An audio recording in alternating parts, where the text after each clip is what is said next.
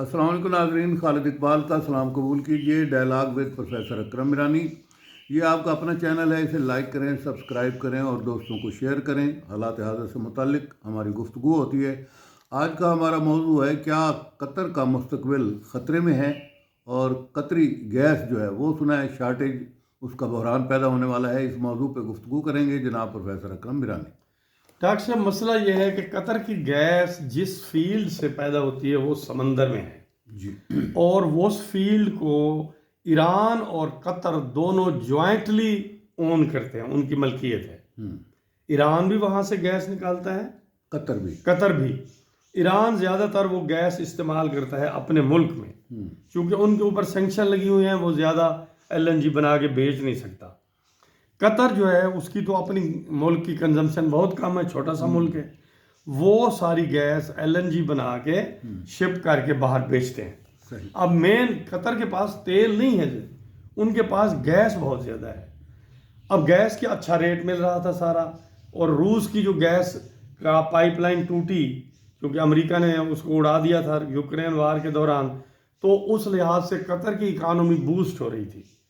अब हुआ ये है कि इसराइल ने उस फील्ड के ऊपर, उस पोर्शन के ऊपर हमला किया है जो ईरान को गैस जा रही थी।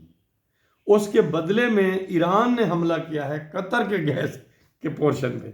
अब वो गैस जो जहां से निकल रही थी उस फील्ड से, उसका आधे से ज्यादा वो डैमेज हो गया है। एक तो इसका पहलू ये है कि ये डैमेज 20-30 अरब डॉलर का खर्चा है और इस पर बड़ा टाइम लगेगा बहाल होने में, नंबर 1। नंबर 2 चीज ये है डॉक्टर साहब, दूसरा बड़ा गैस एक्सपोर्ट करने वाला मुल्क है यूनाइटेड स्टेट्स ऑफ अमेरिका।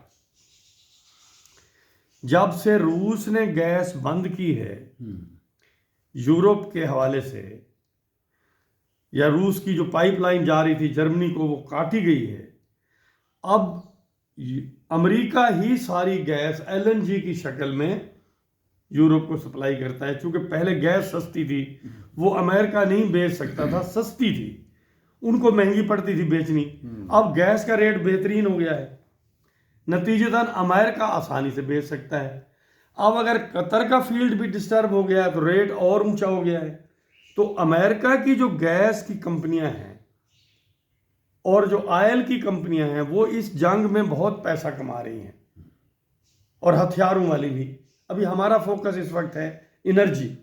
सो आप ये चीज पहलू ये भी जहन में रखिए, अमेरिका भी, उसके कंपनियों का भी इसमें मफाद है कि कतरी गैस के जो फील्ड हैं ये पूरी तरह बहाल ना हो। बिल्कुल।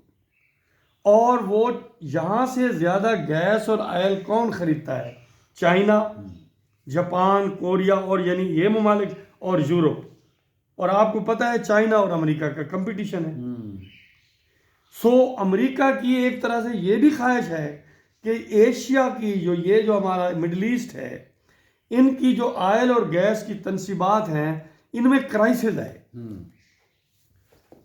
ताकि एक तो वो बेच सकें, दूसरा चाइना को एनर्जी ना मिले। चाइना का दूसरा सोर्स ऑफ एनर्जी था वेनेजुएला, उस पे अमेरिका पहले काबिज हो चुका है। और अमेरिका ये चाह रहा है कि वेनेजुएला का तेल जो है वो निकाल के अमेरिका में रिफाइन हो और वो दुनिया को बेचे। अब आप गेम समझ रहे हैं इसकी? जी बिल्कुल। अलबत्ता रशिया का फायदा है, उसके पास काफी एनर्जी है, वो भी बेचेगा। और आपको मालूम है सदर ट्रंप रशिया को अपना दोस्त बनाना चाहते हैं। अच्छा। उनकी जो गेम प्लान है वो ये है कि रशिया को अपना दोस्त बनाओ, वो भी फायदा उठाए, वो खुद भी उठाए, और वो भी उठाएं। और ये जो मिडिल ईस्ट की मार्केट है, अरब ममालिक और कतर और गैस का क्राइसिस में चले गए, इनको क्राइसिस में डाल दें, ताकि यहां से चाइना लेता है, चाइना के लिए मुश्किलात पैदा कर दें। दूसरे अल्फाज में अगर आप ये देखिए कि इस हवाले से अब पाकिस्तान क्यों एक्टिव हो गया है जंग बंद कराने में। चाइना चाह रहा है कि जंग बंद हो, बिल्कुल, क्योंकि जंग अगर आगे बढ़ेगी तो एनर्जी सेक्टर को डिस्टर्ब होगा और उसका डायरेक्ट इंपैक्ट चाइना के ऊपर आएगा। सो मुझे कतर का मुस्तकबिल बड़ा तारीक लगता है, क्योंकि ईरान ने भी उसको डैमेज कर दिया, इसराइल ने भी डैमेज कर दिया, तो अमेरिका के और रशिया के बारे में आ रहे हैं। तो कतर के लिए बहुत लम्हा फिक्रिया है, मुश्किल दिन है उनके लिए। जी, इसी मकालमे के साथ ही इजाज़त चाहेंगे। अल्लाह हाफिज़।